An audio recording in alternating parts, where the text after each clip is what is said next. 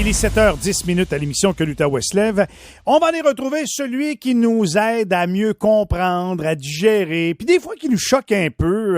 Ça arrive, ça lui arrive. Je lis très bien vos commentaires, mais il le fait dans le respect, puis vous le faites également. La critique dans le respect, elle est bienvenue. Elle est toujours bienvenue, elle est plus que bienvenue. Frédéric Bérard. Salut Fred, comment vas-tu? Hey Michel, ça va, puis je suis content qu'il y ait des critiques. Ça s'appelle la démocratie. Ben, sais-tu quoi? Quand t'es pas écouté, t'as pas de critique. Mais quand il y a beaucoup de personnes qui t'entendent, ben là, des fois, ça va d'un bord, mais ça peut aller de l'autre. Je t'en passe un papier. Bien correct. Pardon? Je t'en passe un papier. Ah oui? Écoute, je le répète. Ben, tu sais, la liberté d'expression, c'est pour tout le monde, hein? Pas juste pour ceux qu'on aime. Ben oui. Et le fait qu'il y a des critiques qui rentrent, ben tant mieux, c'est la preuve que les gens écoutent, comme tu dis. Et peut-être aussi, c'est la preuve qu'il y a une discussion, qu'il y a un dialogue. C'est merveilleux. Là, à matin, je veux que tu me parles de celui que je considère de fou attaché, le bon vieux Donald qui a des chances de s'en sortir du côté des États-Unis, je peux pas croire. Écoute, tu me demandes depuis 2 semaines de te trouver des bonnes nouvelles.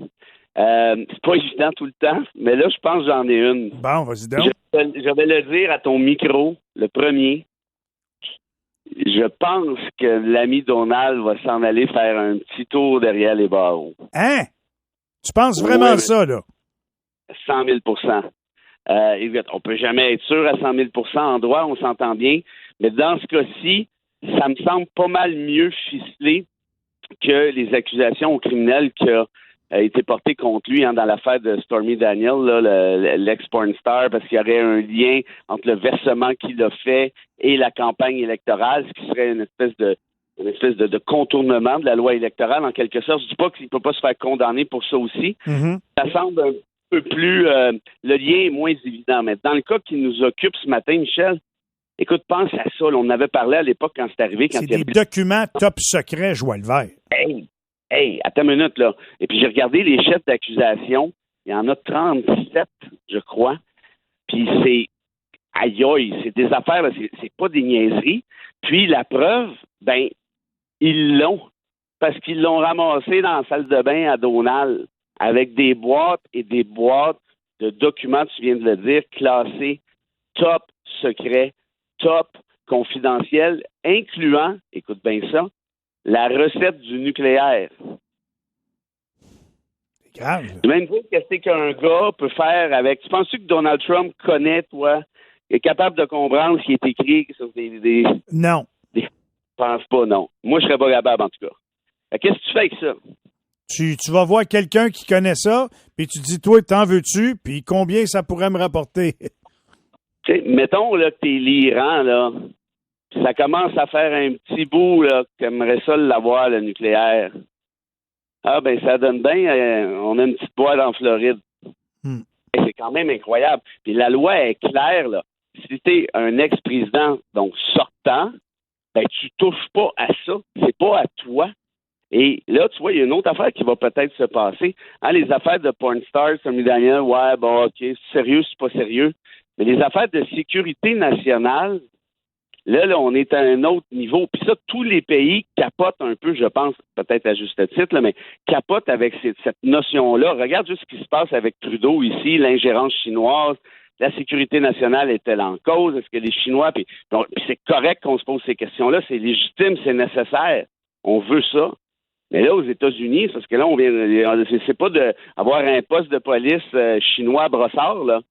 On parle d'un ex-président qui, par ailleurs, on va se le rappeler, avait lancé une attaque tout azimut contre le Capitole, qui est l'enceinte législative par excellence aux États-Unis, la maison du peuple. En plus de ça, il part avec des documents sur le nucléaire, entre autres choses. Écoute, j'en parlais hier avec Valérie Baudouin, puis tu sais, très peu de personnes s'avancent aussi loin que toi, parce que, puis je me disais, ça fait pas d'allure qu'un homme qui a fait ça puisse encore bénéficier d'une tribune pour se présenter aux élections. Ça devrait être une condamnation. Si moi j'avais fait ça, si toi t'avais fait ça, on serait pas ici pour en parler, là. Ben non, écoute, Cogeco nous aurait mis dehors à coup de pied au derrière en 5 secondes, puis tu sais quoi, il aurait bien fait. Mais lui, ce gars-là, je te le dis, Trump, c'est un génie de la manipulation. Puis si tu fais l'étude là, des grands dictateurs, là, des grands pourris de l'histoire, là, juste des 100 dernières années, ils ont tous le même dénominateur commun. Ce sont, ou à peu près, ce sont de merveilleux menteurs pathologiques et qui se servent de tout ce qui leur arrive, ils tournent ça de bord, puis leurs supporters suivent. À 100 000 à l'heure. Écoute, il y a même, c'est fort, j'ai vu un sondage en fin de semaine qui posait la question suivante. Est-ce que vous êtes d'avis que nos politiciens devraient être des modèles pour vos enfants? C'est une question quand même sympathique. Tu as 65 des républicains qui ont répondu oui. Hey. Ah ben, une majorité. Moi, tu m'excuseras, mais j'aime le voir le plein, le verre au tiers vide. Donc, 35 des voteurs républicains te disent moi, je m'en fous quand même que le politicien, c'est pas un modèle pour mes enfants, c'est pas grave. Pas grave. Hey. Donc, et là, c'est quoi l'enjeu, puis là-dessus, il faut faire attention. Moi, ce que je te parle, c'est en droit, hein, parce qu'en droit, ben, il faut que la poursuite fasse la preuve de ce qu'elle avance. Puis ça, c'est correct, on veut ça. Puis la présomption d'innocence, je vais même l'accorder à Trump. Sauf que dans ce cas-ci, la preuve est évidente. Ce sont des boîtes de documents top secret, en veux-tu un, en veux-tu deux, en veux-tu trois. OK, mais là, attends une minute. Avant qu'on se laisse ce matin, parce qu'on va être un petit peu pressé dans le temps. Ah oui, donc. Là, Donald Trump, tu me dis, écoute, Michel, je te l'annonce, là, t'es le premier à qui je le dis, là. Moi, je pense qu'il va aller en prison. OK, parfait. Mettons que tu as raison. Là, ben, bravo, premièrement, pour ton analyse. Puis, deuxièmement, une fois en prison. Pardon? On verra si j'ai raison, mais ça me semble, en tout cas, il me semble coincé, là. Une fois en prison, peux-tu encore se présenter aux élections? Ben là, écoute, non, là, ça quand même pas. Mais il peut se présenter pendant qu'il y a des accusations contre lui. Et tu sais quoi, la raison pour laquelle ça a été long, je pense, avant qu'on dépose certaines accusations, c'est parce que là, il y en a qui se disent, ouais, mais ça fait juste craquer encore davantage ses supporters. Écoute, le gars, là, je te le dis, là, il est excessivement habile. C'est pour ça que je pose la question. S'il est en prison, il peut-tu encore mettre son nom sur sa pancarte puis espérer être élu, mettons, chef des Républicains? Ben, pas s'il est en dedans, mais le problème, c'est que ça va devenir spécial. C'est que son procès va pas avoir lieu avant la prochaine présidentielle. Il va avoir lieu après. Fait que si tu fais que ça, tu vas le chercher à la Maison-Blanche. Écoute, c'est complètement là, burlesque. Ça te donne une idée à quel point les États-Unis sont enfoncés creux là, dans le populisme, la manipulation. Hein, son chum de Twitter, Elon Musk, c'est grave. Là. Il y a moins de chums depuis que Musk appuie son rival de DeSantis, mais quand même, c'est grave. Là, qu'est-ce qui se passe? Il y a des gens qui continuent de croire noir sur blanc que ce gars-là n'a rien à se reprocher et qui est victime de persécution politique. Écoute, Bob Côté, il l'a dit lui-même. Il dit Trump est victime de persécution politique. Qu'est-ce que c'est ça? Persécution politique. Pas Biden qui rédige les accusations, là. Le système judiciaire américain est indépendant de l'exécutif, puis tant mieux. Et là, ils ont ramassé de la preuve. Lâchez-moi persécution politique, vous tombez dans le panneau de Trump. Il n'y a rien de politique là-dedans. Ce sont des crimes de droit commun. N'importe qui part avec des documents classés top secret, qu'est-ce qui va arriver? Ben, il va aller en dedans. Ben oui. Pourquoi? Ben, parce que t'as pas le droit, c'est tout. Ça c'est pas du génie nucléaire. Pas plus compliqué que ça. En tout cas, j'espère que tu dis vrai. À suivre, évidemment. Merci de nous l'avoir aussi bien expliqué, mon cher Fred. Puis, tant qu'à avoir des bonnes nouvelles, finis donc ça avec une bonne citation. Écoute, avec grand plaisir, mon grand ami. Et je suis en train de lire un livre, et que je t'en reparlerai sûrement d'ici la fin de la saison, mais un livre de Viktor Frankl, Frankl. Le gars, écoute ça, c'est un juif qui a été emprisonné à Auschwitz. OK? Il a fini par en sortir, puis il a écrit une couple de livres, dont celui que j'ai dans les mains.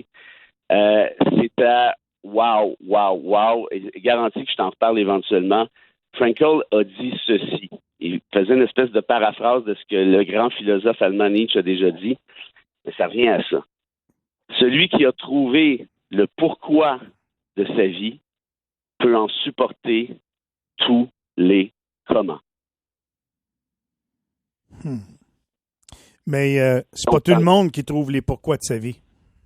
Non, ben voilà. Puis c'est pour ça qu'il a écrit ce livre-là.